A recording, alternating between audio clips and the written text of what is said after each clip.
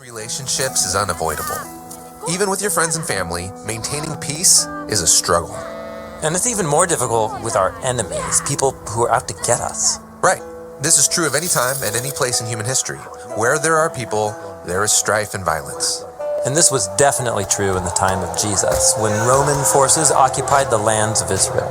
So in his teachings, Jesus gives a radical vision for how his followers can seek peace in the midst of this conflict and work to repair even the most difficult relationships. Jesus is an Israelite, and he believes that God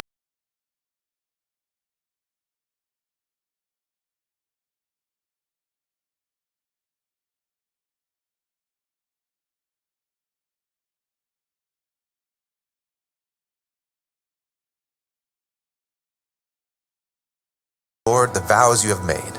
Now, in Israel, an oath was a type of promise where you swear by God that you will do what you say.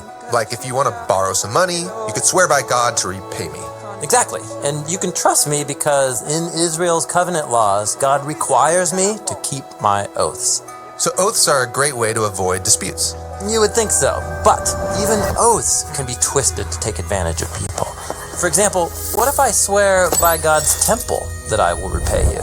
Well, I know the law requires you to honor your oath, so it's a deal. But I didn't exactly swear by God, just by his temple, so I'm not really bound to the oath. So you're tricking me into trusting you. Exactly. So Jesus cuts through all of this and says, just don't make oaths at all, by God or by anything else in God's world. Never make a promise to anyone? Not quite. His point is that when you do make a promise, don't use God's reputation as a tool to manipulate people. Right, Jesus says, let your yes be yes and your no be no. Being a peacemaker starts with a radical commitment to honesty and integrity. Now, I can see how this works if I started the conflict, but what if someone else starts a conflict with me? Well, the next case study actually gets into exactly that. Jesus quotes from the Torah. You have heard that it was said, an eye for an eye and a tooth for a tooth. This is a famous line known as the law of retaliation. Yeah, you harm me, I can harm you back. This kind of sounds like a license for revenge that can get out of hand. Well, actually, this law was designed to limit the amount of retribution you can demand. It should be equal to the amount of harm done and not more. So this law keeps peace by restraining our urge to hurt back those who hurt us. Yes, and Jesus takes the wisdom of this law to a new level, telling his followers, don't even pay back an evil person. Don't retaliate at all? Yes, become people who value peace more than getting even. But letting people get away with evil won't bring peace. You just can't stand by and do nothing. Hold on, Jesus doesn't say do nothing. Rather, he advocates a really bold and creative response to evil that is nonviolent, so it can open the door for peace. What does that look like? Well, Jesus gives 3 examples from his own time and place. First, he says, whoever slaps you on your right cheek, turn the other to them as well. In the ancient Roman world, a right cheek slap with the back of the right hand was a symbolic way of dominating someone. And humiliating them. But Jesus says, don't retaliate. Rather, stand your ground and offer them the left cheek. This will force your attacker to strike with an open right hand. In other words, to strike you like an equal. And it forces them to treat you as a fellow human being. Yes, even if it costs you. Well, next, Jesus says, if anyone sues you and takes your shirt, let him have your coat also? Yeah, in ancient Israel, taking a poor person's coat was against the law, because it's also their blanket to keep warm at night. But a really uncaring person could find a way around this by demanding their shirt as payment. Right. So Jesus offers a creative response. Give them your shirt and also give them your coat. Why would you do that? Wouldn't that leave you exposed? Exactly. Jesus is being provocative. The goal is to shock everyone around by exposing this injustice through costly generosity. The third example is whoever forces you to go 1 mile, go with them 2. In Jesus' day, a Roman soldier could force any subject to carry their packs for them up to 1 mile. How humiliating and dangerous. And so Jesus says, carry that load not just 1 mile, but 2. The first mile, he might treat you like a pack animal, but by going that second mile, you assert your humanity as you choose to treat him like a friend. Wait, treat an enemy oppressor like a friend? Yeah, it sounds crazy. But Jesus is saying that bold generosity can subvert the power games of our world and even turn enemies into friends. And that leads to the last law that Jesus quotes. You have heard that it was said, "You shall love your neighbor and hate your enemy." Jesus is quoting an ancient biblical law when he says, "Love your neighbor." But then he quotes a popular line that many Israelites added to the law, "But you can hate your enemy." Jesus counters this by telling his followers, "Love your enemies and pray for those who mistreat you." Now, isn't this going a bit far? Peace with my enemies is one thing, but loving them? Yes, Jesus seems to think that true peace is only possible when we treat every human as if they have ultimate value, which means that even my enemy is a fellow image of God. But how am I supposed to love someone who hates me? It's hard enough to love the people that love me. And our love for our friends and our family is a good thing. But for Jesus, that is just the Tinggal di start. Washington DC area? Bingung hari Minggu mau gereja di mana? Kalau iya, ikut kita. Ada yang mau kita sampaikan. Kita pergi ke Gereja Kasih Anugerah saja. Gereja GKAE, Grace Indonesian Christian Reformed Church, Washington DC area. Ibadah Minggu pukul 2 siang. Setelah ibadah selalu ada fellowship. Jadi kebutuhan rohani dan jasmani akan terpenuhi. Enak kan? Selain itu kita juga ada Bible Study melalui aplikasi Zoom setiap hari Rabu jam 7 malam. Di situ kita bisa belajar dan diskusi Alkitab bersama. Seru! Kadang kita juga ada ibadah padang dan jalan-jalan bersama. Makanya, ayo bergabung sama kita. Gereja Kasih Anugerah, melayani dengan penuh kasih. Hip hip hura! Gereja Kasih Anugerah.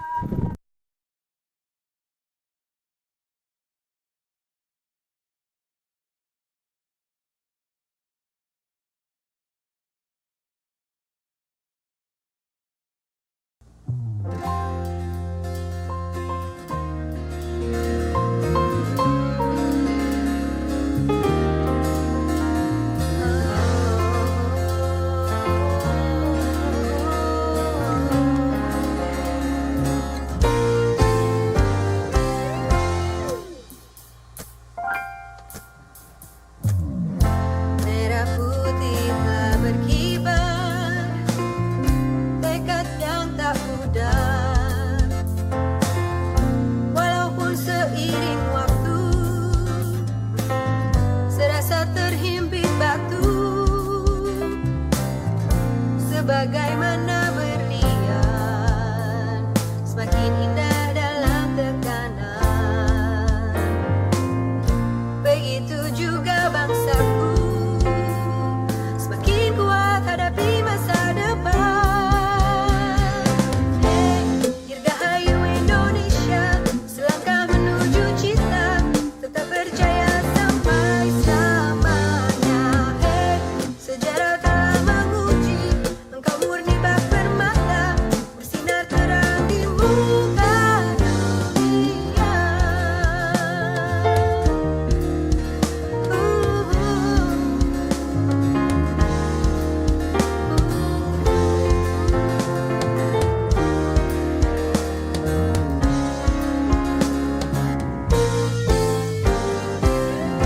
Dengan tegak you berdiri,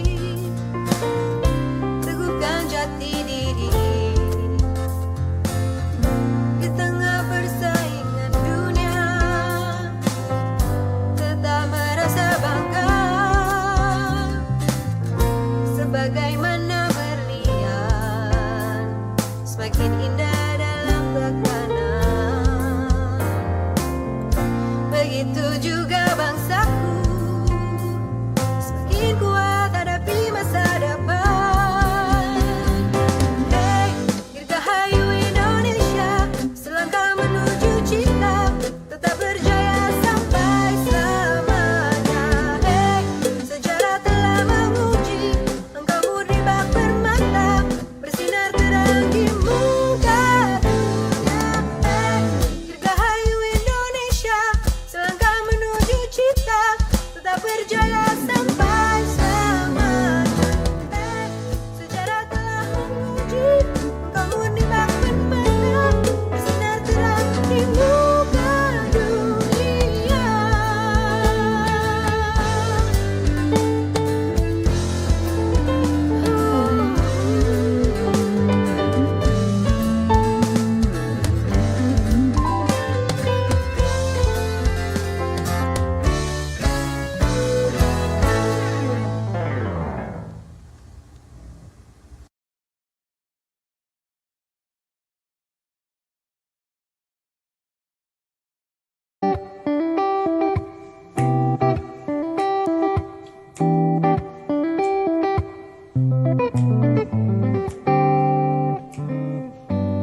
Merah putih telah berkibar, tekad yang tak pudar. Walaupun seiring waktu serasa terhimpit batu, sebagaimana berlian semakin indah dalam tekanan. Begitu juga bangsaku semakin kuat hadapi masa depan. Hey, dirgahayu Indonesia, selangkah menuju cita, tetap berjaya sampai selamanya. Hey, sejarah telah menguji engkau murni bak permata, bersinar terang di muka dunia.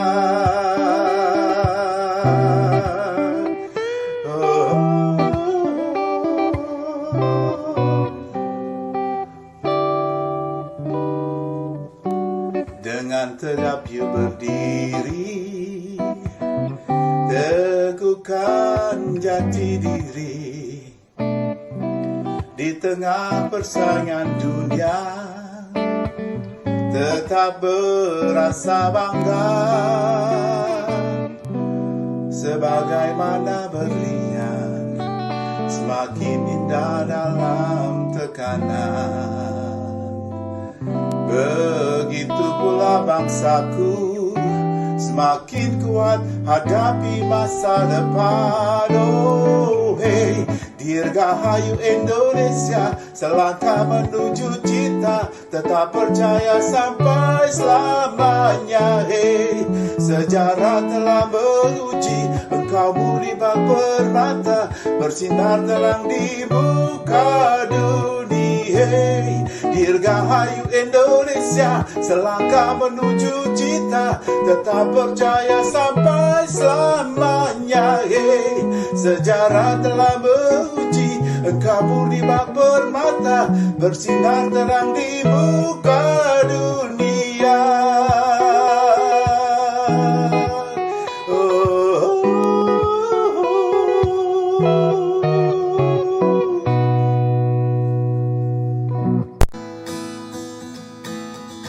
Merah putih telah berkibar, tekad yang tak pudar. Walaupun seiring waktu serasa terhimpit batu, sebagaimana berlian semakin indah dalam tekanan. Begitu juga bangsaku semakin kuat hadapi masa depan.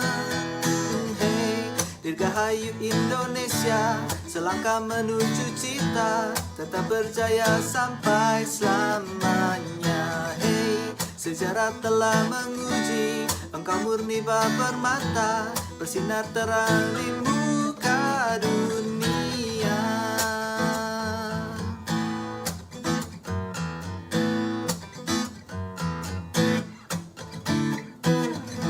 Dengan tegap you berdiri, teguhkan jati diri.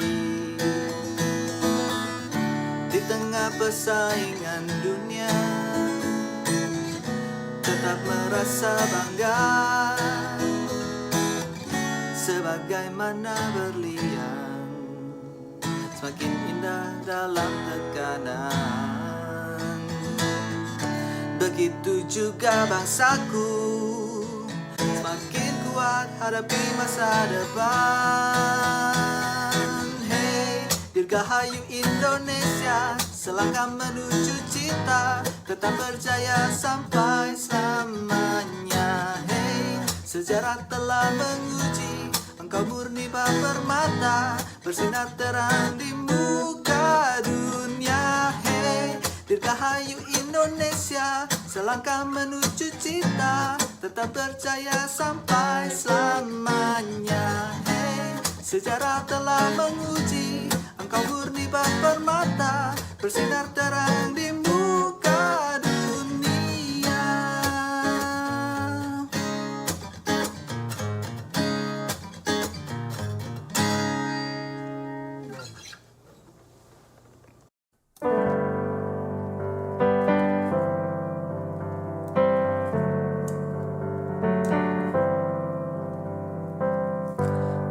merah putih telah berkibar, tekad yang tak pudar.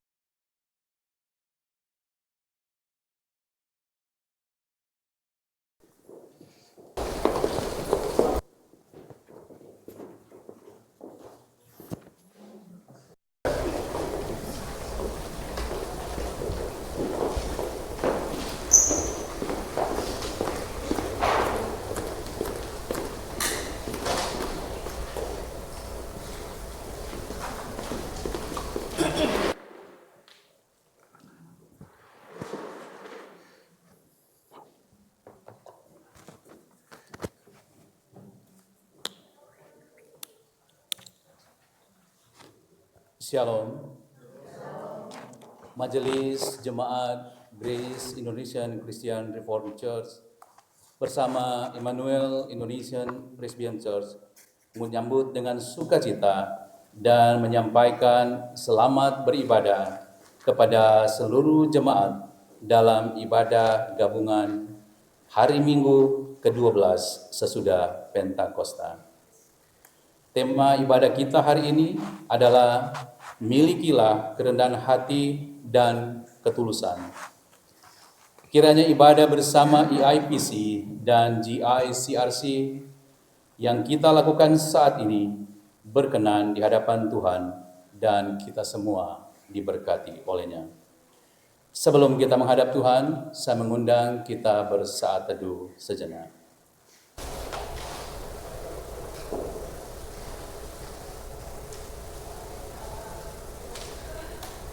Amin. Jemaat yang dikasihi Tuhan, marilah kita menghadap Allah dengan hati yang tulus ikhlas dan keyakinan iman yang teguh. Oleh karena hati kita telah dibersihkan dari hati nurani yang jahat dan tubuh kita telah dibasuh dengan air yang murni. Jemaat yang dikasihi Tuhan, saya undang marilah kita berdiri. Kita bersyukur atas kesetiaan Tuhan dalam perjalanan kehidupan kita dengan menyanyi pelengkap Kidung Jemaat 138, Setiamu Tuhanku tiada bertara.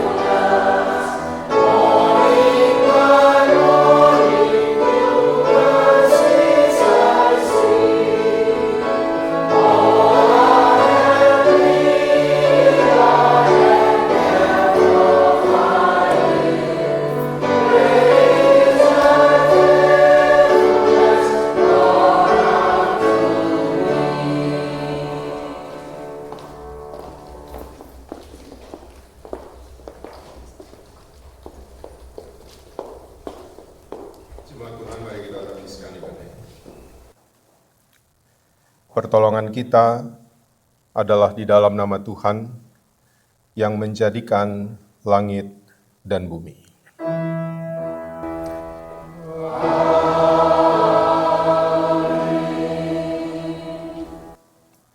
Nats pembimbing bagi kita dari Filipi 2 ayat 2 dan 3 menyatakan, "Karena itu sempurnakanlah sukacitaku dengan ini. Hendaklah kamu sehati sepikir, dalam satu kasih, satu jiwa, satu tujuan, dengan tidak mencari kepentingan sendiri atau pujian yang sia-sia. Sebaliknya, hendaklah dengan rendah hati yang seorang menganggap yang lain lebih utama daripada dirinya sendiri." Terimalah salam, kasih karunia dan damai sejahtera dari Allah Bapa kita dan dari Tuhan kita Yesus Kristus menyertai saudara sekalian.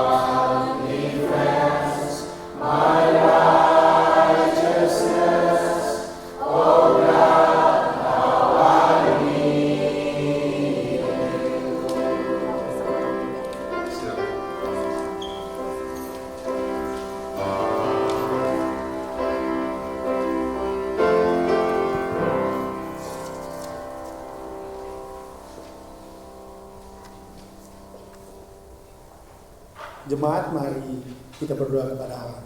Mari kita berdoa. Bapa Maha Kudus, kami mengaku kepadamu bahwa kami adalah umat yang berdosa. Kami telah gagal untuk mengasihi Engkau dan sesama kami. Kami cenderung lebih mengasihi diri kami sendiri. Kami mengasihi hanya supaya kami kembali menerima kasih. Bapa Maha Pengasih, kami mengaku bahwa kami sering tidak setia melayani Engkau. Seringkali kami melayani Engkau dengan motivasi yang salah. Kami melayani Engkau hanya agar kami diakui dan dikenal. Kami cenderung lebih mengutamakan harga diri dan hak-hak kami. Kami takut untuk menyatakan yang benar. Kami bersikap diam terhadap berbagai kesalahan dan kecurangan. Bapa Maha Penyayang, kami menyadari bahwa sungguh dosa kami bertambah besar. Sebab dalam melaksanakan tugas panggilan dan pengutusan-Mu, kami terlalu banyak menuntut, sering kecewa dan putus asa. Kami juga terlalu banyak berbicara dan hanya sedikit bekerja. Berilah kami pengampunan-Mu ya Bapa, baharuilah hati dan perilaku hidup, serta kerja layanan kami oleh Roh Kudus. Kami mohon dalam Yesus Kristus, Tuhan dan penebus kami yang hidup. Amin.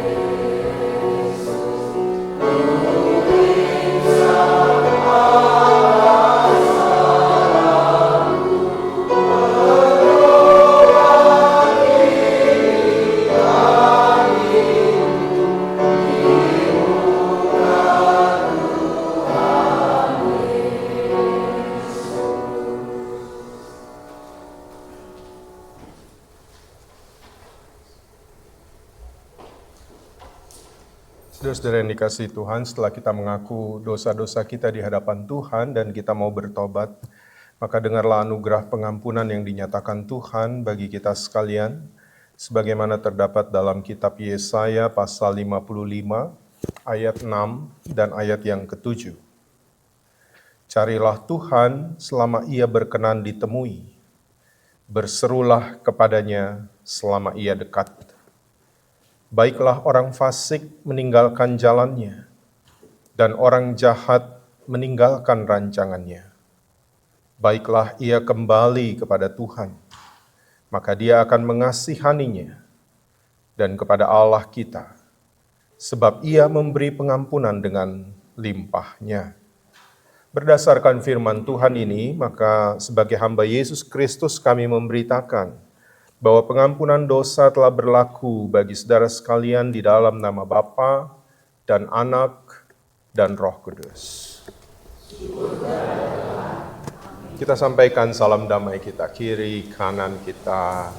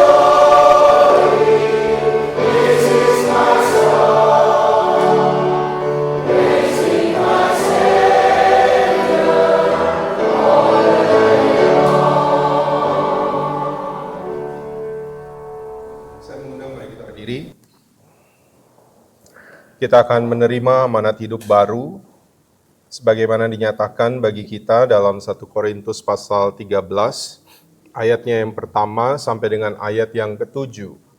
Dan saya mengajak kita akan membaca bagian firman Tuhan ini secara bergantian.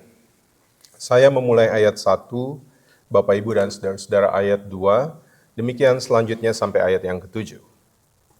1 Korintus 13 ayat 1.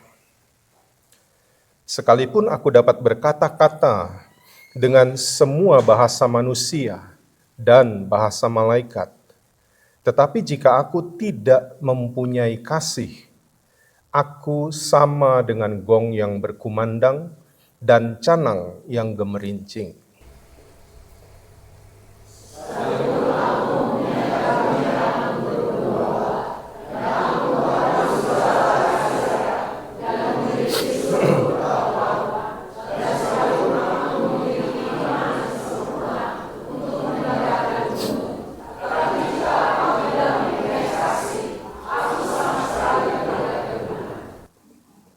Dan sekalipun aku membagi-bagikan segala sesuatu yang ada padaku, bahkan menyerahkan tubuhku untuk dibakar, tetapi jika aku tidak mempunyai kasih, sedikit pun tidak ada faedahnya bagiku.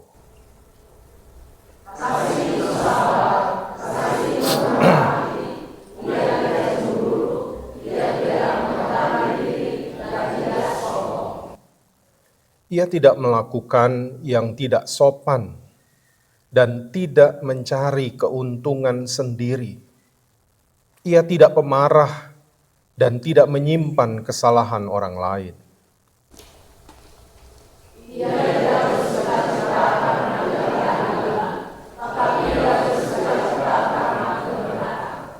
Ayat 7 kita baca bersama-sama. Ia menutupi segala sesuatu, percaya segala sesuatu, mengharapkan segala sesuatu, sabar menanggung segala sesuatu. Demikianlah amanat hidup baru, kiranya Roh Kudus menolong kita mewujudkan kemuliaan Allah dalam hidup kita dan di seluruh dunia.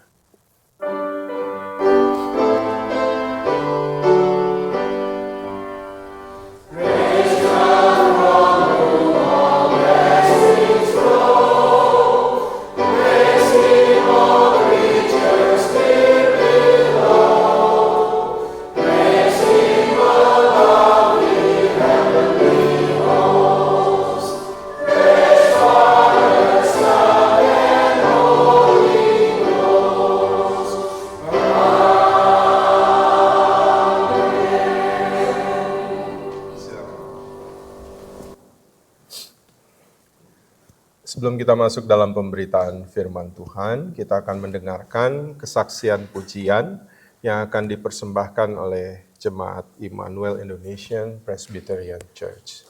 Dipersilakan. Silakan di sini.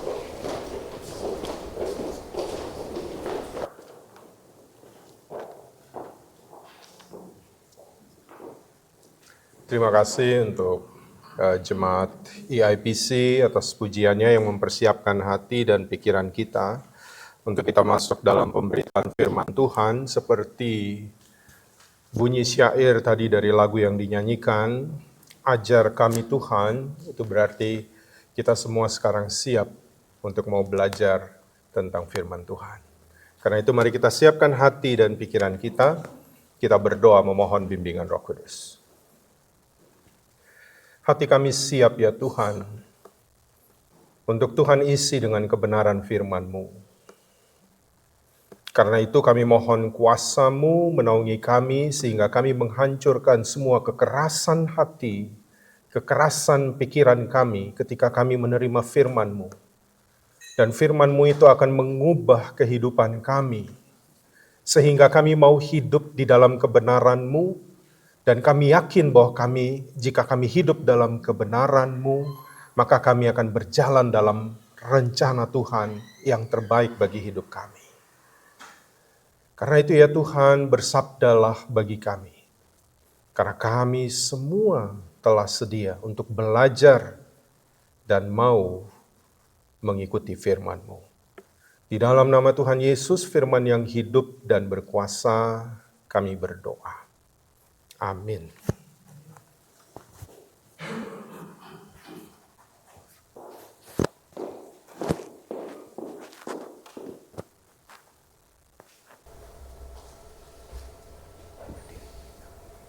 Kami undang jemaat berdiri.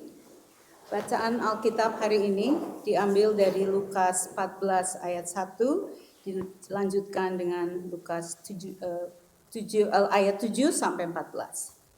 Yang mengatakan, lagi penyembuhan pada hari Sabat.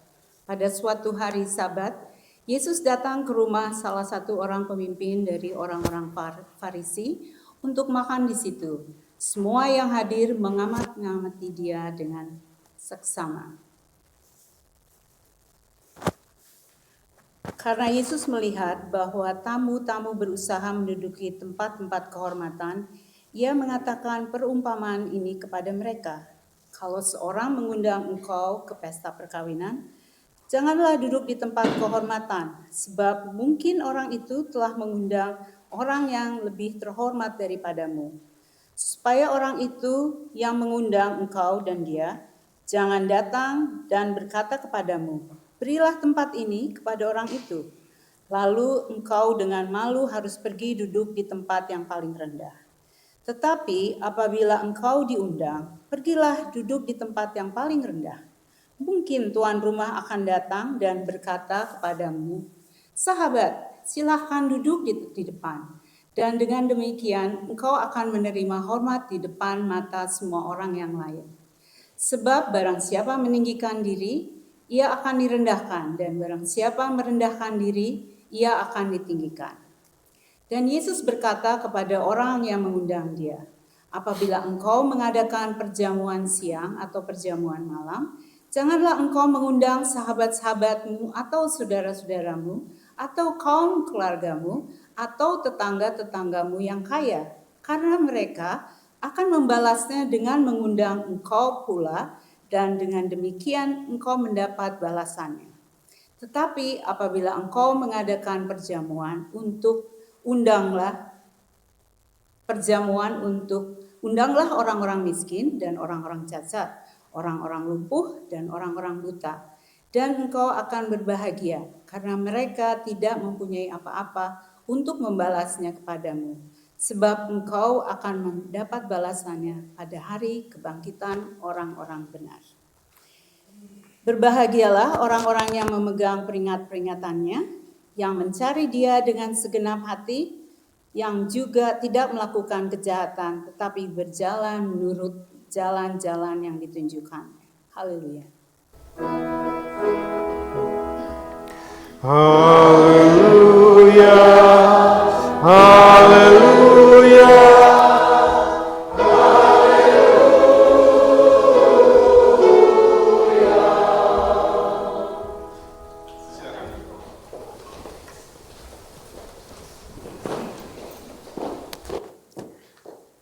Bapak, Ibu, dan saudara-saudara yang dikasihi Tuhan, Shalom.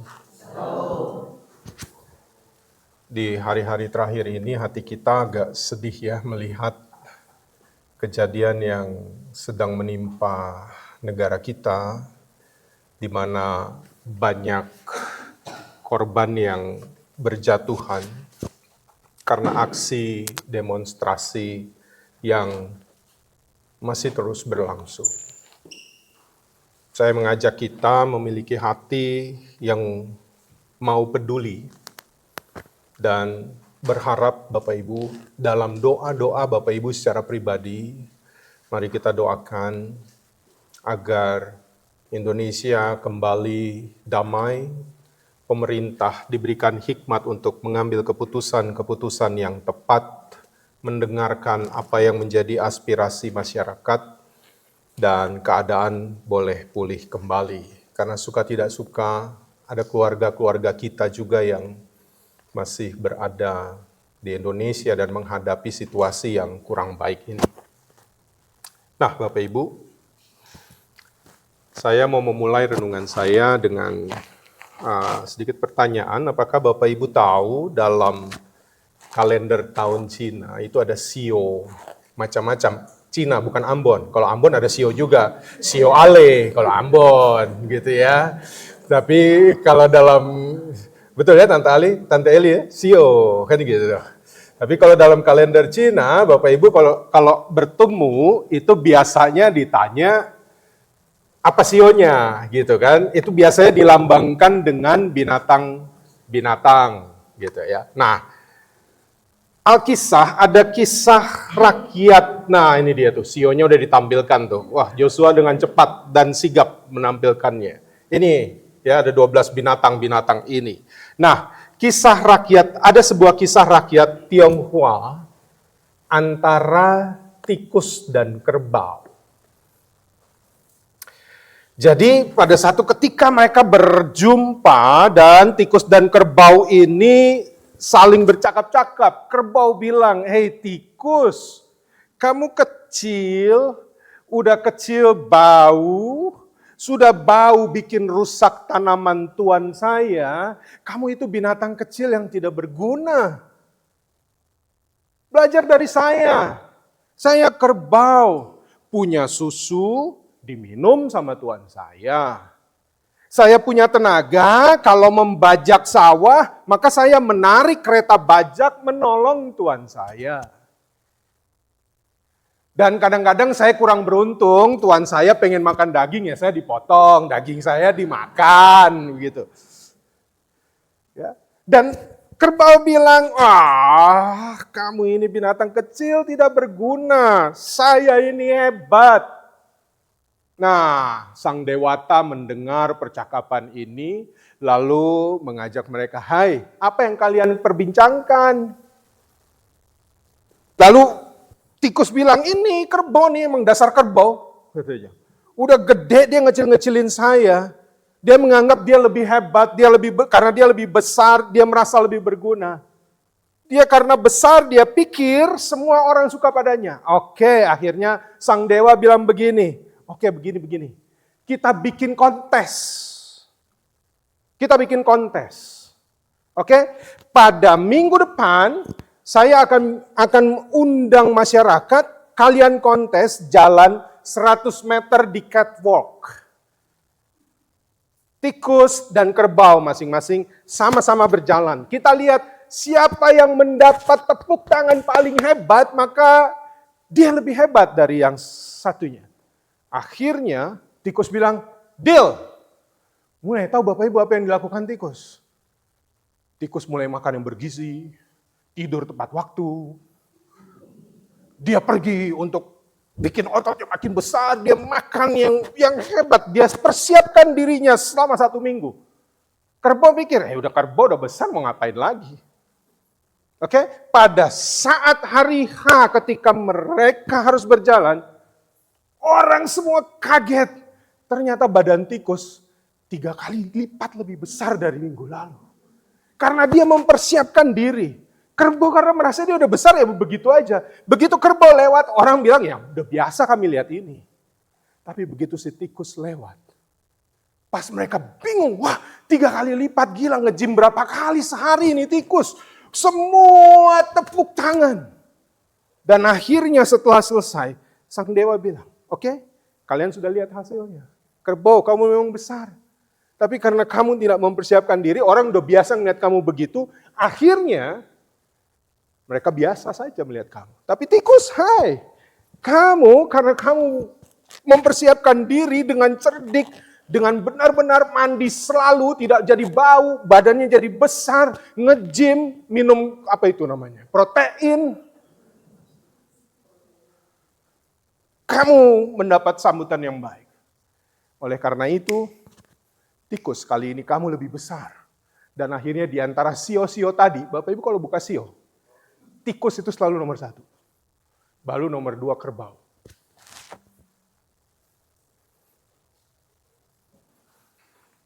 Saya nggak nyamain saudara tikus dan kerbau, tapi begini. Cerita ini mau menunjukkan soal harga diri dan penilaian publik. Dinamika antara kerendahan hati dan keinginan untuk tampil unggul, tampil hebat. Mereka yang merasa besar itu biasanya jatuh dalam kesombongan. Sedangkan mereka yang dianggap kecil dan diremehkan, itu biasanya cerdik dan mereka lebih sigap, lebih cakap untuk mengeksplorasi talenta mereka dan keterampilan yang mereka miliki. Itu biasa terjadi. Nah, Yesus sedang mengajarkan cara terbaik untuk menjaga nilai etika dan spiritualitas. Untuk tampil di tengah masyarakat. Tuhan Yesus menghadapi dinamika hidup yang terjadi di zamannya. Di mana orang Farisi, ahli-ahli Taurat, suka menampilkan diri dengan pakaiannya yang sangat rohani. Suka berdoa di pinggir-pinggir jalan. Suka ingin dilihat besar dan sangat spiritual dengan segala hal yang mereka jalani. Mereka senang disebut orang saleh. Mereka tekun menjalani perintah Allah. Oleh karena itu, mereka sangat meremehkan orang miskin, janda, orang cacat. Mereka nggak anggap. Nah, dalam teks kita Bapak Ibu, apa yang kita baca ini? Ya, itulah mengapa, coba di ayat 1 tadi. Mungkin Bapak Ibu bertanya, kenapa Pak Pendeta bacaannya habis ayat 1, langsung lompat ke ayat 7? Karena ayat 1 ini, Lukas 14, bukan Lukas 1. Sorry. Lukas 14 ayat 1. Karena di ayat 1 itu menjelaskan konteks yang sedang Yesus hadapi pada saat itu. Ya, lihat, pada suatu hari Sabat Yesus datang ke rumah salah seorang pemimpin dari orang Farisi yang mengundang Yesus untuk makan di situ. Dan Yesus sedang menjadi public figure yang diamat-amati pada saat itu. Nah, Yesus mengambil posisi ini untuk menjelaskan sesuatu. Yesus mengajarkan tentang kerendahan hati dan kasih yang tulus. Dan saya mau catat, Bapak Ibu ingat baik. Ada kisah, Bapak Ibu biasanya soalnya kalau dikasih khotbah soal ada ilustrasinya, yang diingat itu cuma ilustrasinya. Jangan.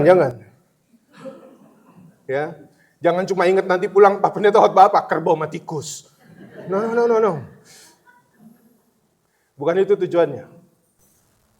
Tapi kenapa saya bilang itu? Karena Tuhan Yesus tidak menginginkan orang seperti kerbau tadi. Dan di sisi lain Tuhan Yesus juga gak mau orang seperti tikus itu. Kenapa? Dalam teks ini Tuhan Yesus tidak mengajar kita cerdik seperti tikus tadi. Yang tahu bagaimana mencuri perhatian. Mempersiapkan diri supaya kelihatan lebih besar juga. Walaupun dia sudah dianggap kecil. No. Tapi Yesus mengajak kita dan mengajar kita. Makanya lagu tadi itu bagus sekali. Ajar aku. Anda harus siap diajar. Karena yang Tuhan Yesus ajar adalah logika yang terbalik. Logika kerajaan Allah. Di mana yang rendah akan ditinggikan. Dan yang meninggikan diri akan. Itu logika yang Yesus lagi mau ajarkan. Maka Yesus mengajar dalam konteks makan bersama dalam masyarakat Yahudi. Budaya makan pada zaman Yesus, di mana budaya Yahudi, budaya Greek, dan juga Roman pada saat itu, jamuan makan itu sangat penting secara sosial. Penting banget. Kenapa? Karena di mana orang ditaruh tempat duduk, itu berdasarkan status sosialnya. Misalnya, Pak Oscar dan Ibu Shirley dan keluarga yang menjadi tuan pesta, siapa yang ditaruh untuk duduk di samping-sampingnya, itu penting. Itu pasti orang penting. Nah, dalam konteks Yesus diundang, semua mau duduk di situ supaya dianggap itu yang namanya sok penting. Ya, itu budaya yang terjadi pada saat itu. Ya, orang berlomba-lomba untuk duduk supaya kelihatan status sosialnya. Semakin dekat dengan tuan rumah, semakin tinggi kehormatan dirinya. Itulah saatnya. Pesta makan, saatnya orang mencari pengakuan, status, dan kehormatan dari orang-orang yang melihat dia. Dan Yesus melihat bagaimana orang Farisi dan ahli Taurat berusaha berebut tempat yang terhormat itu. Maka Yesus mengajar murid-muridnya dan orang yang ada pada saat itu. Bagi Yesus ini bukan soal etika pesta, tapi ini soal hati. Soal bagaimana manusia yang ingin dilihat, yang ingin diakui, yang ingin dihormati sesamanya. Dan hal seperti ini masih kita jumpai bukan dalam dunia sekarang ini. Caranya bukan cuma dengan duduk makan, tapi menampilkan sesuatu supaya dianggap sosialita.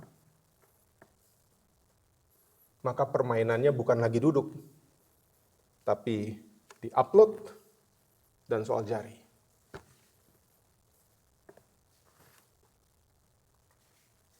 Nah, saya mulai dari teks kita, ayat 11.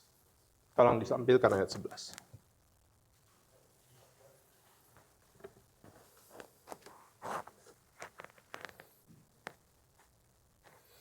Yesus berkata begini.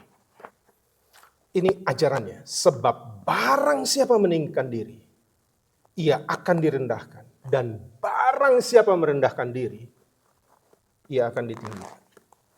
Ini bukan sekedar nasihat moral, Bapak Ibu ingat. Ini bukan sekedar nasihat moral.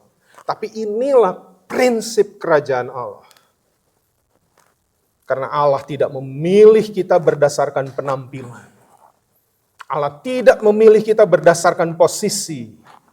Tetapi yang Allah inginkan dari kita adalah kerendahan hati dan kesetiaannya. Kesetiaan kita kepadanya. Yesus menegur budaya saat itu di mana orang-orang mencari gengsi dengan cara cari tempat duduk. Yesus sendiri adalah teladan dalam hal ini. Ia menjadi pusat perhatian, tetapi ia masuk ke pesta jamuan makan itu untuk mengajar, bukan mencari kehormatan dan memperlihatkan kehormatan dirinya. Ini yang kita perlu belajar. Karena begini, kalau kita mengenakan prinsip kerajaan Allah, bukan pandangan, pendapat, atau pikiran manusia yang kita pikirkan. Tapi penghargaan diri kita di hadapan Allah. Dan itu yang Yesus sedang ajarkan pada saat itu.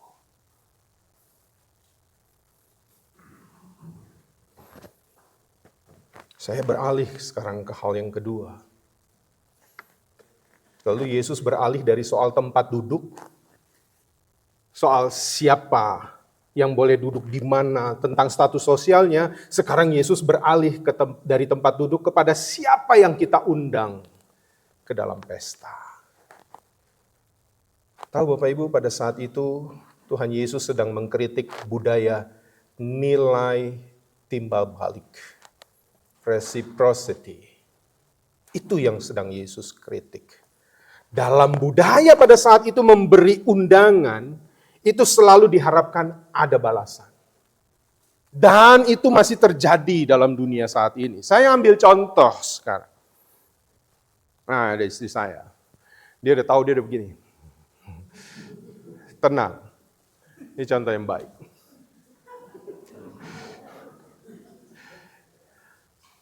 Waktu kami habis menikah, 12 Februari 2005, 20 tahun yang lalu.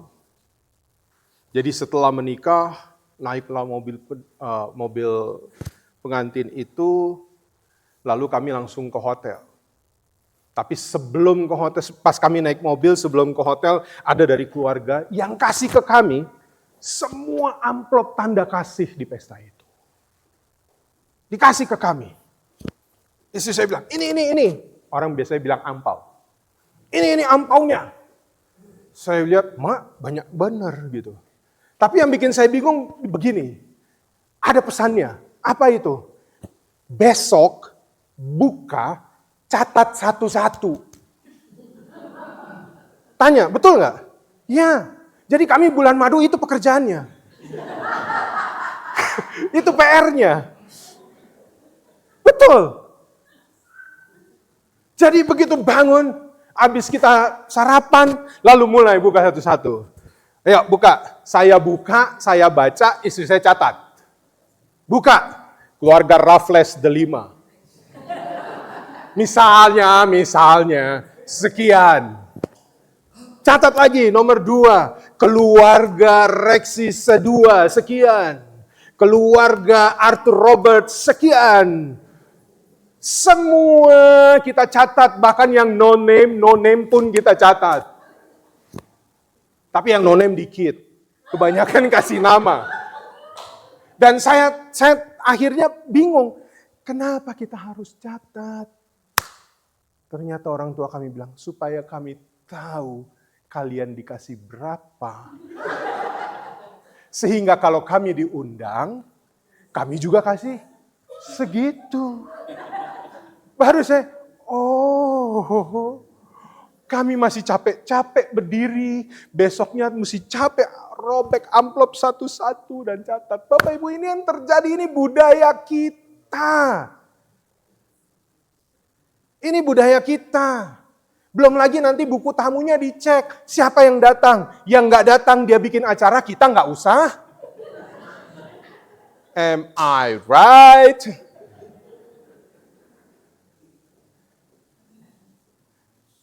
Ini budaya kita. Dari dulu ternyata. Dari dulu. Kalau saya undang kamu, saya kasih kamu kursi yang terhormat. Maka ketika kamu undang saya, kamu juga harus kasih saya di kursi yang itu. Itu yang terjadi. Jadi, undang-mengundang itu sebenarnya ujungnya berdasarkan kepentingan untuk tujuan yang sudah direncanakan. Tetapi nggak masuk hitungan itu. Mengundang orang miskin, orang lumpuh, orang buta, yang tidak mungkin bisa membalas. Sehingga biasanya mereka tidak akan diundang. Maka Bapak Ibu, Tuhan Yesus katakan. Tolong ayat 12. Ya, lihat Tuhan Yesus katakan apa?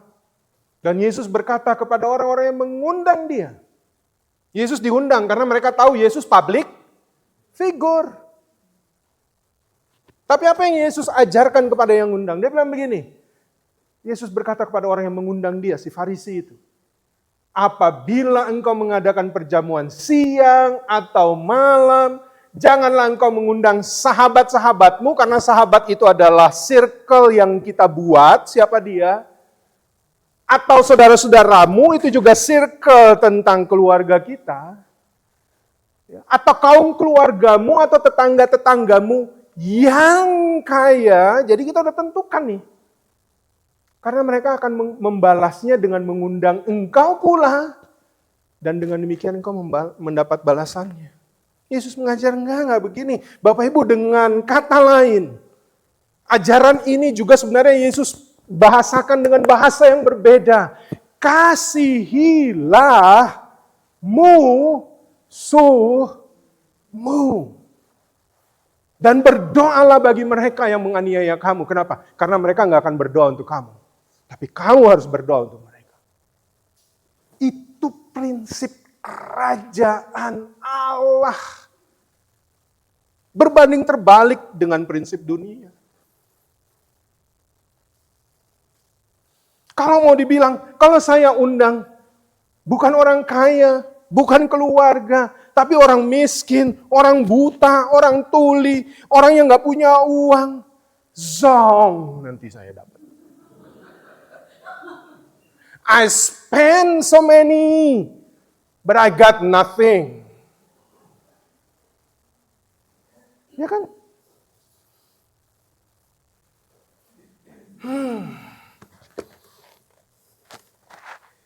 Ajaran Tuhan Yesus ini radikal dan tidak populer.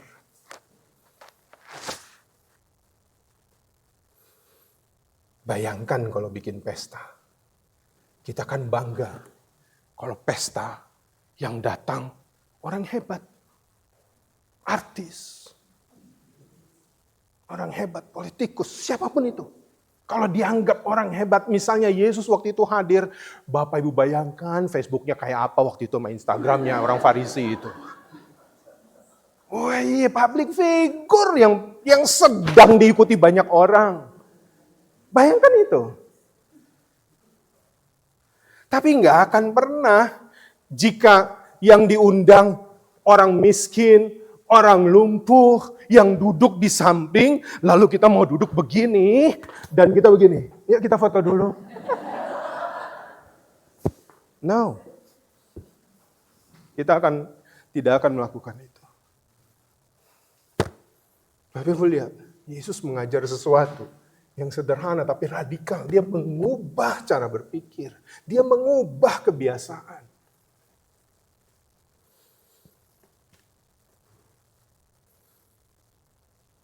Maksud Tuhan Yesus dalam hal ini adalah kita diajak untuk memberi tanpa mengharapkan balasan. Dengan kata lain, dengar baik ini Bapak Ibu. Yesus mengajarkan kita membangun relasi bukan karena manfaat dan kepentingan, tapi karena kasih.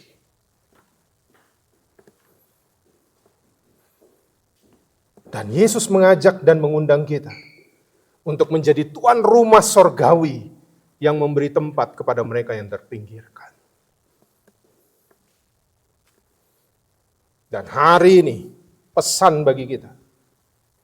Gereja dipanggil untuk menggunakan standar kerajaan Allah yang Yesus bawa dan perkenalkan. Bukan standar dunia atau standar sosial media yang penuh dengan pencitraan dengan tujuan agar dianggap hebat dan dihormati. Maka mari arahkan mata hati kita pada penghargaan ilahi, bukan pada manusia. Karena waktu Allah memilih Daud dari anak-anak Isai, apa yang dikatakan Allah kepada Samuel? Sebab Allah melihat hati, bukan paras. Dengan kata lain, ketika nanti pada hari itu, ya, penghakiman itu, pada hari besar itu, Allah bukan cek Samuel KH Instagramnya, lihat postingnya apa aja. No. Tapi Allah lihat, Samuel, hatimu bagaimana? Apakah engkau mampu mengasihi sesamamu seperti aku mengasihi kamu? Itu yang Tuhan mau. Dan Yesus mengakhiri ajaran dalam teks kita ini di ayat 14. Tolong ditampilkan ayat 14. Yesus bilang begini, kalau engkau undang orang miskin, janda, orang cacat, orang buta, orang yang gak bisa balas kamu. Dia bilang apa? Dan engkau, baca sama-sama, 2, 3, akan berbahagia karena mereka tidak mempunyai apa-apa untuk membalasnya. Bapak Ibu pikirin dulu, sampai kalau berhenti di sini kita pikir gini, bahagia dari mana? Zong. Saya masak bernebon 2 jam, belum lagi apa itu, pakai apa itu, pressure cooker dulu itu, kacang, belum lagi itu ribs, belum lagi itu kaki babi, kong kasih orang yang gak bisa balas saya nanti. Tapi Yesus bilang ini berbahagia. Bahagia di mana? Bapak Ibu ingat baik-baik ini apa yang Tuhan Yesus bilang. Sebab engkau akan mendapat balasnya pada hari, pada saat engkau melakukannya, engkau tidak langsung mendapatkan balasan. But one day, Jesus said, do you believe what Jesus said? Of course. But one day, kata Yesus, kamu akan rasakan bahagia yang lebih dari rasa zongmu pada waktu itu. Itu yang Tuhan Yesus katakan. Kalau kita kan kadang-kadang, ya Tuhan saya udah kasih kemarin, hari ini gak dapat, besok gak dapat. Hey, perhatikan baik-baik. Perhatikan baik-baik. Yesus gak bilang besok, Yesus gak bilang lusa, tapi yang Yesus bilang, pada hari kebangkitan orang-orang benar. Kita sedang diajar jadi orang-orang benar, supaya kita merasakan bahagia itu pada saatnya nanti. Ya kan? Wow. Maka pertanyaan reflektif. Saya nggak harap jawaban Bapak Ibu sekarang. Tapi ingat baik pertanyaan ini. Apakah kita menjalani hidup demi pujian manusia atau demi hormat di hadapan Allah? Pikirkan baik-baik.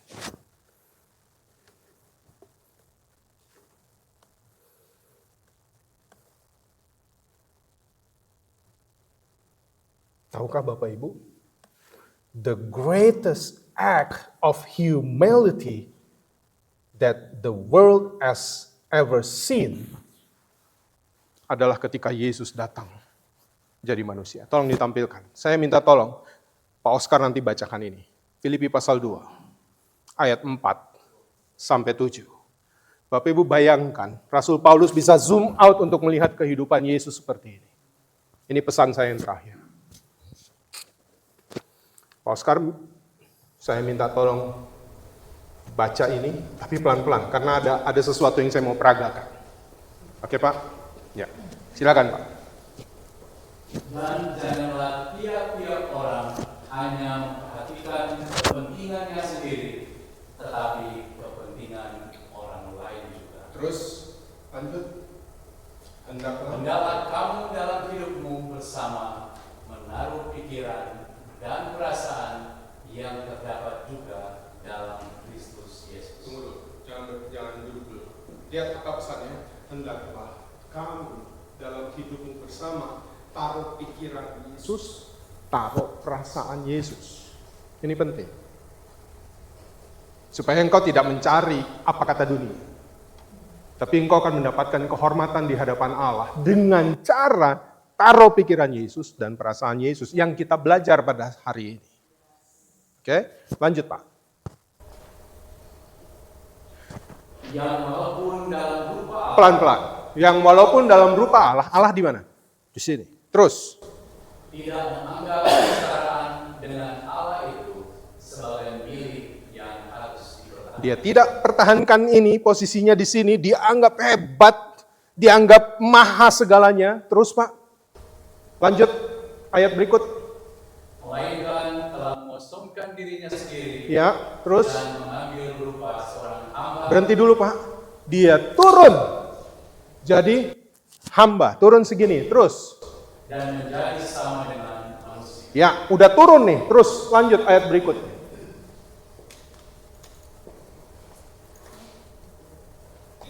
Dan dalam keadaan sebagai manusia. Dengar baik Bapak Ibu. Sudah di sini dalam keadaan sebagai manusia, terus Ia telah merendahkan dirinya. stop Pak, ia merendahkan lagi dirinya. Terus Dan taat sampai mati. taat sampai mati. Terus Bahkan sampai mati di kayu salib. mati di kayu salib as a criminal. Dari sini dia turun sampai di sini. Ayat berikutnya, ini Bapak Ibu lihat. Ayat 9. Itulah sebabnya Allah sangat meninggikan dia Terus? dan mengaruniakan kepadanya nama di atas segala nama. Ya, terima kasih Pak. Bapak Ibu dapat maksud? Wow. Dia nggak cuma ngomong dan ajar, tapi itu yang dia lakukan bagi saudara dan saya. The life of Jesus sets the pattern for us. True exaltation comes through humility. For in God's kingdom, the way up is down. Itu yang Tuhan Yesus ajarkan. Ulang-ulang diajarkan itu. Jalan untuk seorang ditinggikan adalah ketika dia mau merendahkan hatinya. Maka hiduplah dalam kerendahan hati dan ketulusan. Maka satu waktu engkau berbahagia dan engkau lihat engkau akan ditinggikan oleh Allah pada waktunya yang terbaik. Tuhan memberkati saudara. Amin.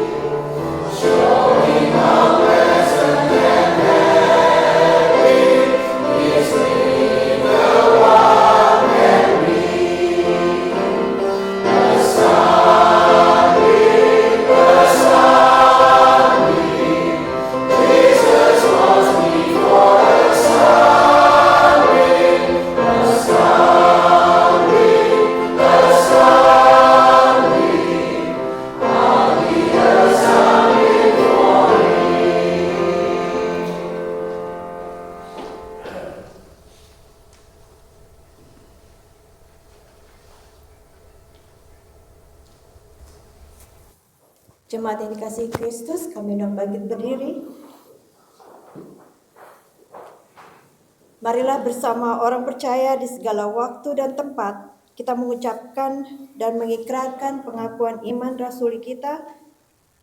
Berdasarkan pengakuan iman rasuli, hendaklah dengan hati dan mulut kita berkata, Aku percaya kepada Allah, Bapa yang Maha Kuasa, Hari langit dan bumi, dan kepada Yesus Kristus, Anak yang tunggal Tuhan kita, yang dikandung daripada Roh Kudus, lahir dari anak darah Maria, yang menderita di bawah pemerintahan Pontius Pilatus, disalibkan, mati dan dikuburkan, turun dalam kerajaan maut.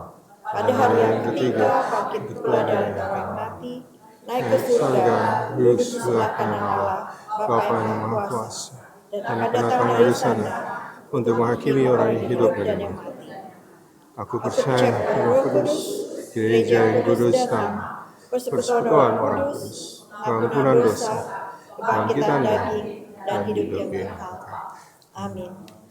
Kami persilahkan duduk kembali.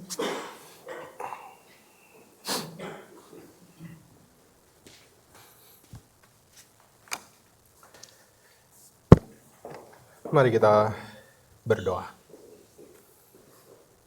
Terima kasih Tuhan untuk firman-Mu yang sudah Engkau ajar bagi kami. Kami mau menjadi murid-murid yang taat dan setia. Bukan saja mendengar apa yang Tuhan ajarkan, tapi kami bersedia melakukannya. Walaupun apa yang Engkau ajarkan adalah sesuatu yang tidak populer, sesuatu yang tidak biasa, tetapi kami mau hidup dalam standar kerajaan Allah. Walaupun kami berada di dunia, tapi kami bukan berasal dari dunia. Karena itu mampukan kami ya Tuhan dalam kuasa Roh Kudus, agar firman-Mu tidak berlalu dengan sia-sia dalam kehidupan kami. Pada saat ini kami berdoa bagi saudara-saudara kami, mereka yang sedang dalam keadaan sakit, mereka yang membutuhkan topangan, mereka yang merindukan jamahan dan kesembuhan dari Tuhan. Kami menopang doa bagi saudara-saudara kami ini. Kami berdoa bagi Bapak Buce Tahalele, bagi Bapak Roli Sakul, bagi Ibu Basya Engelen, bagi Bapak Richard Monteverde, bagi Ibu Alma Utoyo, bagi Bapak Pendeta Tony Thanos, bagi Bapak Hari Napitupulu, bagi Ibu Penatua Teti Sku Taroli, bagi Ibu Sylvia Engelen, bagi Ibu Emi Paruntu, Ibu Teli Tandayu, Ibu Lili Huai, Ibu Nora Angku, Bapak Deki Harsuki, bagi Ibu Jenny Irbi, Ibu Jeti Monika, bagi Ibu Tigan Manik, Ibu Mirta Rompas, bagi Bapak Faber Tampu Bolon, bagi Bapak Robin Tirayo, Bapak Agung Waluyo, dan Ibu Yanti Yosef. Kami mohon jamahan Tuhan bagi saudara-saudara kami. Segala perawatan yang mereka alami, makanan, minuman, obat, Tuhan urapi dan berkati. Karena kami percaya Engkaulah sumber kekuatan, sumber kehidupan. Biarlah mereka mendapatkan kekuatan yang baru selalu dari Tuhan. Di dalam rasa sakit yang harus mereka hadapi dan mereka lawan, Tuhan memberikan kekuatan ekstra bagi mereka. Kami juga berdoa bagi mereka yang bersyukur karena berkat-berkat yang melimpah yang Tuhan anugerahkan kepada mereka. Saudara-saudara kami yang berhari ulang tahun kelahiran dan juga hari ulang tahun pernikahan. Kami bersyukur bersama Saudari Jennifer Sinaga, anak terkasih dari Bapak Ade Sinaga dan Ibu, yang berada di Bandung. Tuhan berkati ia dalam segala hal yang ia lakukan. Rancangan Tuhan yang terbaik boleh jadi atas hidupnya. Karena kami percaya bahwa rancangan Tuhan, rancangan damai sejahtera bukan kecelakaan, untuk mendapatkan masa depan yang penuh harapan. Kami berdoa, biarlah ia boleh mendapatkan hal itu. Tuhan juga berkati Brayson Agung, yang juga berhari ulang tahun pada tanggal 25 Agustus. Tuhan juga berkati ia dalam hidupnya, dalam masa mudanya, dalam kehidupan ke depannya. Biarlah rancangan Tuhan yang baik jadi atas hidupnya. Kami berdoa juga bagi Ibu Nurul Tom yang berhari ulang tahun pada tanggal 25 Agustus. Tuhan juga berkati ia dalam apapun yang ia lakukan. Kami juga bersukacita bersama dengan Ibu Eli dan Bapak Piet van Hesewijk, di mana Tuhan menambahkan usia kehidupan rumah tangga mereka pada hari kemarin. Terima kasih Tuhan untuk setiap penyertaan perlindungan Tuhan bagi Ibu Eli dan Pak Piet bersama dengan seluruh keluarga dimanapun berada. Jika sampai hari ini Tuhan menyertai, memberkati mereka, kami percaya ke depan Tuhan akan selalu ada bersama dalam perjalanan kehidupan rumah tangga mereka ke depan. Sukacita, damai sejahtera Tuhan limpahkan bagi mereka. Terima kasih Bapa di sorga. Pada saat ini kami berdoa bersama bagi bangsa Indonesia yang sedang dalam keadaan yang kurang baik. Begitu banyak demonstrasi massa, begitu banyak tuntutan yang disampaikan kepada pemerintah. Maka kami mohon Tuhan, biarlah damai Tuhan boleh jadi di tengah-tengah negeri kami di Indonesia. Beri hikmat bagi pemerintah, aparat hukum, aparat keamanan, sehingga mereka bisa mengendalikan situasi ini dalam pertolongan Tuhan. Dengan hikmat Tuhan, ada solusi-solusi yang bisa dicapai bersama, sehingga bangsa Indonesia boleh berangsur-angsur pulih dan baik, karena demonstrasi-demonstrasi ini akan berdampak dalam kehidupan sosial ekonomi ke depan. Tolonglah bangsa kami Tuhan, biarlah bangsa kami boleh keluar, bangsa Indonesia boleh keluar dari krisis yang sedang dihadapi saat ini. Kami berdoa juga bagi negara dan bangsa Amerika, Tuhan berkati pemimpin yang ada, beri hikmat sehingga boleh mengambil keputusan-keputusan yang baik, yang berpihak pada rakyat, dan juga boleh menghadirkan damai sejahtera Tuhan. Kami berdoa bagi tempat-tempat yang masih bertikai, tempat-tempat yang negara-negara yang masih perang. Biarlah damai Tuhan juga boleh jadi dalam kehidupan dunia ini. Ya Bapa, saat ini kami juga berdoa bagi mereka yang melayani dalam ibadah ini. Para penatua dan diaken yang melayani baik dari GKA maupun dari IPC, Tuhan berkati. Pianis Ibu Natalia Angku, Aser, Ibu Betty Lapian, dan Bapak Arthur Robert, serta tim IT, Bapak Joshua Simbolon, Saudara Ruben Tandayu, dan juga Joshua KH. Tuhan berkati mereka dalam pelayanan yang boleh mereka lakukan pada saat ini. Itu semua menjadi persembahan yang hidup, kudus, dan berkenan di hadapan Tuhan. Tuhan berkati jemaat Immanuel EIPC dengan segala pergumulan, rancangan-rancangan yang mereka sudah rancang untuk dilaksanakan dalam jemaat. Biarlah itu semua berjalan seturut kehendak Tuhan. Dan Tuhan berkati jemaat ini untuk terus bertumbuh dan berkembang. Demikian juga di tengah-tengah jemaat Gereja Kasih Anugerah, Tuhan juga berkati dengan seluruh program yang kami jalani. Biarlah nama Tuhan dipuji dan dipermuliakan di dalamnya. Terima kasih Bapa. Hamba berdoa bagi semua yang hadir dalam ibadah ini. Jamahan Tuhan berlaku atas setiap jemaat-Mu. Mereka akan pulang dengan damai sejahtera Tuhan dan mau melakukan firman Tuhan, membawa terang Tuhan dimanapun mereka berada. Berkati setiap kepala keluarga, ibu rumah tangga, anak-anak, cucu, orang tua, saudara-saudara kami dimanapun berada. Biarlah semuanya boleh ada dalam perlindungan dan naungan kasih Tuhan. Inilah doa pengharapan kami ya Tuhan. Karena itu ampunilah segala dosa dan salah kami. Sambut dan dengarlah doa kami ini yang kami naikkan di dalam nama Tuhan Yesus yang sudah mengajar kami berdoa. Bapa kami yang di sorga, dikuduskanlah namamu, datanglah kerajaan-Mu, jadilah kehendak-Mu di bumi seperti di sorga. Berikanlah kami pada hari ini makanan kami yang secukupnya, dan ampunilah kami akan kesalahan kami, seperti kami juga mengampuni orang yang bersalah pada kami. Dan janganlah membawa kami ke dalam percobaan, tapi lepaskanlah kami daripada yang jahat, karena Engkau yang punya kerajaan, dan kuasa, dan kemuliaan, sampai selama-lamanya. Amin. Kita akan mendengarkan kesaksian pujian dari kaum Bapak ya, di Gereja Kasih Anugerah. Kaum pria, silakan.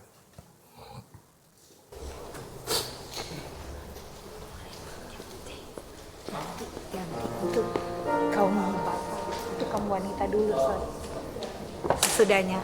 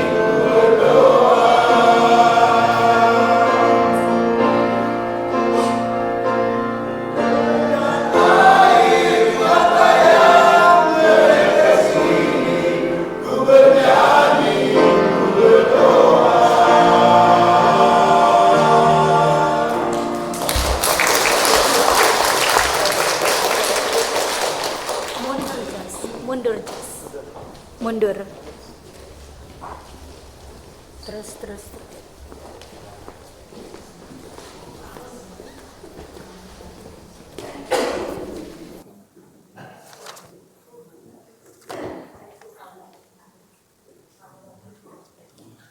Nanti setelah kamu kita panggil aja.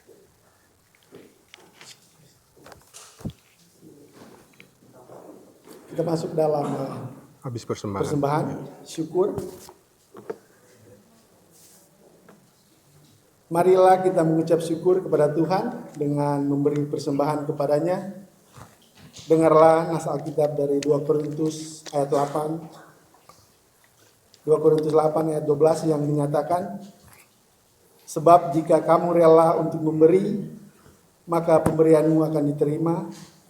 Kalau pemberianmu itu berdasarkan apa yang ada padamu, bukan berdasarkan apa yang tidak ada padamu. Tuhan memberkati saudara dan persembahan saudara.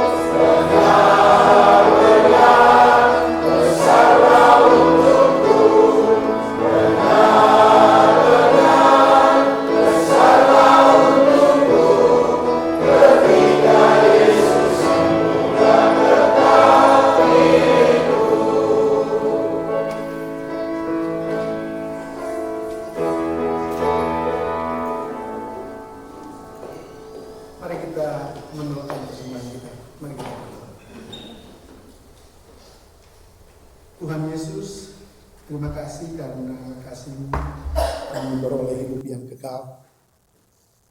Ya Allah, terima kasih untuk kesempatan yang Kau berikan kepada kami guna menjadi saksi-Mu dan utusan-Mu melakukan misi-Mu kepada mereka yang terhilang dan tidak tahu kemana arah serta tujuan. Terima kasih Engkau telah memakai kami dengan segala kekurangan dan kelemahan kami. Terimalah ungkapan syukur kami, pakailah hidup kami menjadi berkat untuk sesama dan selalu bersedia mempersembahkan hidup kami bagi orang di sekitar kami demi kemuliaan-Mu. Amin. Ya, ibu-ibu. Pujian dari Kaum ibu. GK.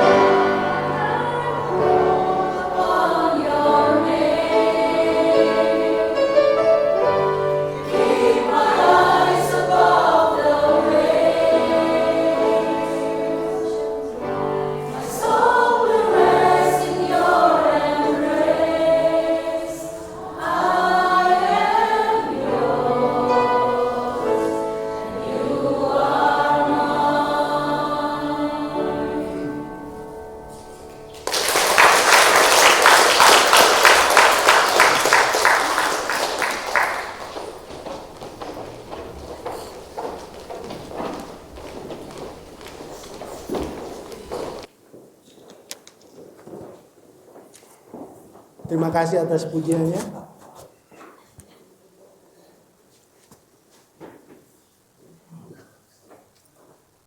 Kita masuk dalam warta jemaat.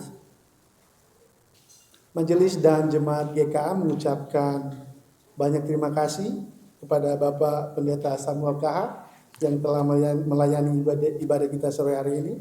Tuhan Yesus memberkati Bapak Samuel beserta keluarga. Terima kasih Bapak Pendeta. Dan juga pianis kita pada sore hari ini, Ibu Natalia Angkusu. Terima kasih untuk pelayanannya, Tuhan Yesus memberkati. Juga tim IT, Bapak Joshua Simbolon, Joshua KH, dan Ruben Tanayu. Terima kasih atas pelayanannya, Tuhan Yesus memberkati. Dan tim Asher kita pada sore hari ini, Bapak Arthur Hans dan Ibu Betty. Hans Arthur dan Ibu Betty Lapian. Terima kasih untuk pelayanannya, Tuhan Yesus memberkati. Majelis dan jemaat Kasih Anugerah mengucapkan selamat datang bagi jemaat yang baru pertama kali datang untuk beribadah pada sore hari ini. Saya mau panggil tapi kebanyakan, jadi I'm just gonna skip it. It's gonna take too long. Dan majelis jemaat mengucapkan selamat hari ulang tahun dan ulang tahun pernikahan bagi anggota jemaat yang merayakan pada sepanjang minggu ini. Hari ulang tahun Ibu Nur Gulton pada tanggal 25 Agustus. Hari ulang tahun Jennifer Sinaga, putri dari Bapak Ade Sinaga dan Ibu Cynthia, pada tanggal 25 Agustus. Tuhan Yesus memberkati. Dan preaching class, Reverend Don Riden akan mengajarkan preaching class sebanyak 6 sampai 8 session buat fall ini. Jadi barang siapa yang berminat mengikutinya silakan menghubungi majelis jemaat atau Bapak Pendeta. Dan Bible study pada minggu ini akan dilaksanakan pada hari Rabu tanggal 3 September pukul 19.00 melalui aplikasi Zoom. Yang terakhir, apabila ada anggota jemaat yang membutuhkan pelayan doa, kunjungan atau counseling, harap menghubungi majelis jemaat atau Bapak Pendeta. Terima kasih untuk perhatiannya. Silakan. Selamat sore jemaat sekalian, saya Merina Huta Barat, saya elder dan juga jemaat dari Immanuel Indonesian Presbyterian Church. Mengucapkan terima kasih banyak kepada jemaat Gereja Kasih Anugerah yang sudah warm welcome us untuk join service hari ini. Terima kasih yang tadi sudah diborong langsung oleh, jadi saya nggak nyebut lagi untuk mempersingkat. Tapi terima kasih Bapak Samuel KH atas firman-Nya hari ini selalu mengingatkan kita semua.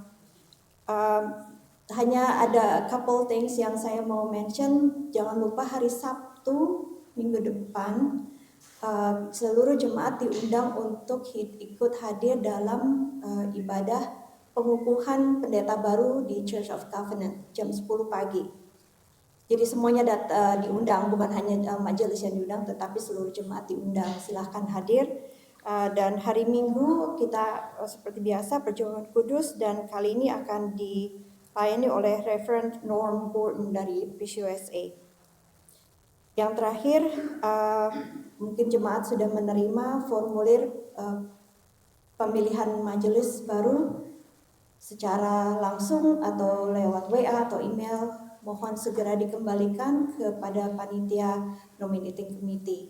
Dan laporan dari PNC atau Pastor Nominating Committee, kami baru pertama kali bertemu dengan Presbyterian Church of USA pada hari Senin.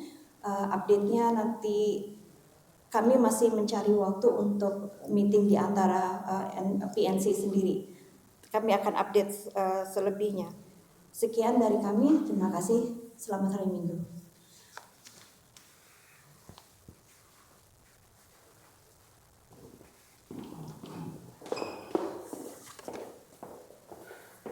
Jemaat Tuhan, saya undang mari kita berdiri.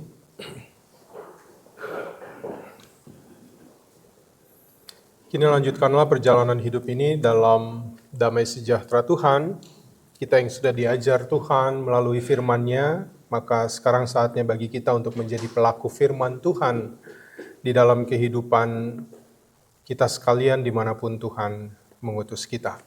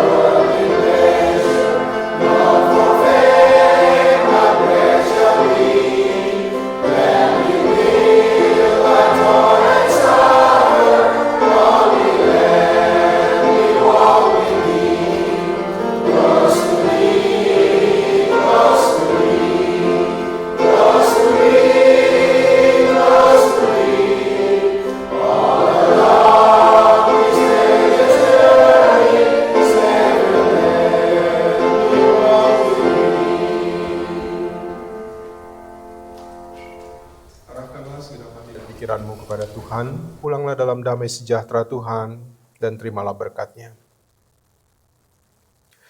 Tuhan memberkati engkau dan melindungi engkau. The Lord bless you and keep you. Tuhan menyinari engkau dengan wajah-Nya dan memberi engkau kasih karunia. The Lord make His face shine on you and be gracious to you. Tuhan menghadapkan wajah-Nya kepadamu dan memberi engkau damai sejahtera. The Lord turn His face toward you and give you peace. Hallelujah.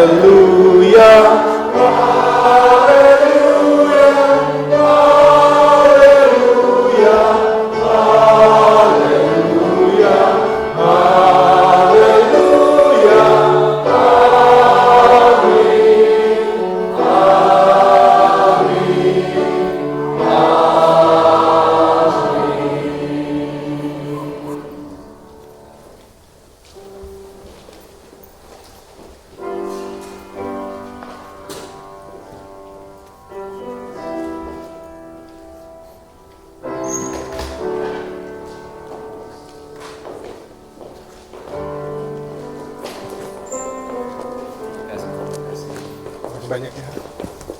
Thank you, Jas. Thank you, Ben.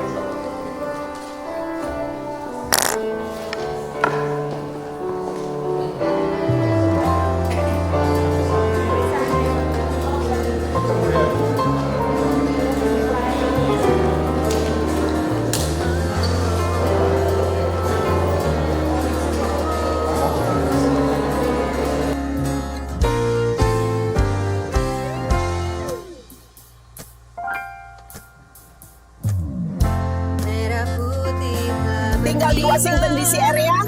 Bingung hari Minggu mau gereja di mana? Kalau iya, ikut kita. Ada yang mau kita sampaikan. Kita pergi ke Gereja Kasih Anugerah saja. Gereja GKAE, Grace Indonesian Christian Reformed Church, Washington DC area.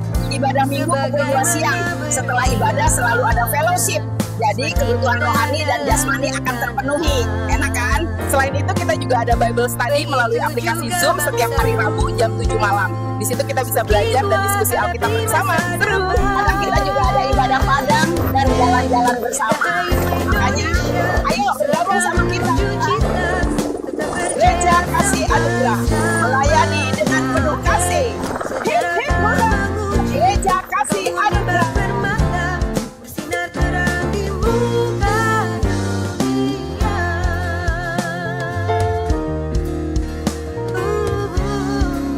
Di Washington DC area, bingung hari Minggu mau gereja di mana?